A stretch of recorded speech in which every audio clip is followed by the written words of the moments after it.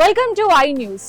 హైదరాబాద్ లో ఆదివారం జరిగిన బీజేపీ సభ, అందులో ప్రధానమంత్రి నరేంద్ర మోదీ చేసిన ప్రసంగం స్టాక్ మార్కెట్ పై విపరీతమైన ప్రభావం చూపింది. స్టాక్ మార్కెట్ మదుపరులను సోమవారం ఉదయం భయం వెంటాడింది. ప్రపంచ పరిస్థితులు బాలేవని, యుద్ధం వల్ల ఆర్థిక వ్యవస్థలు అతలాకుతలం అవుతున్నాయని ప్రధాని చేసిన వ్యాఖ్యలు ఇన్వెస్టర్స్ లో ఆందోళన రేకెత్తించాయి. దీంతో పాటు అంతర్జాతీయ రాజకీయ భౌగోళిక పరిస్థితులు కూడా ఆందోళనకరంగా మారాయి. అందుకే సోమవారం మార్కెట్లు భారీగా పతనమయ్యాయి. విదేశీ ఇన్వెస్టర్స్ భారత్ లో పెట్టుబడులు పెట్టే విషయంలో వెనక్కి తగ్గారు. పెట్టిన పెట్టుబడులు కూడా ఉపసంహరించుకున్నారు.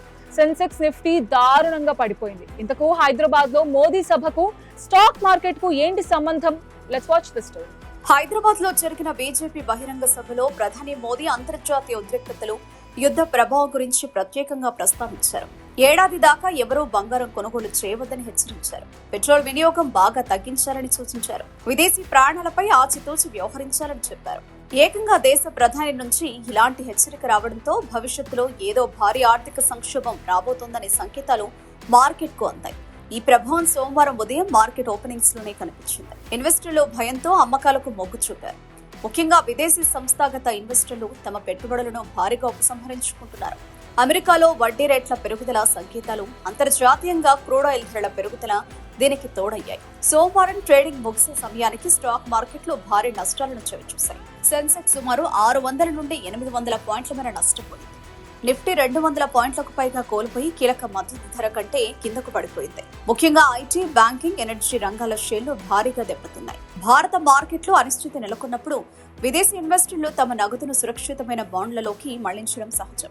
ప్రధాని వ్యాఖ్యలు వారిలో ఉన్న సందేహాలను మరింత బలపరిచాయి.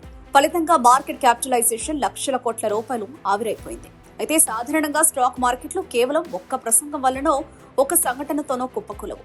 అనేక కారణాలుంటాయి. ప్రధాని చేసిన వ్యాఖ్యలు దేశ భద్రత, ఆర్థిక క్రమశిక్షణకు సంబంధించినవి అయినప్పటికీ మార్కెట్ పతనానికి అంతర్జాతీయ భౌగోళిక రాజకీయ ఉద్రిక్తతలు, ద్రవళబన భయాలు ప్రధాన కారణాలుగా ఆర్థిక నిపుణులు విశ్లేషిస్తున్నారు.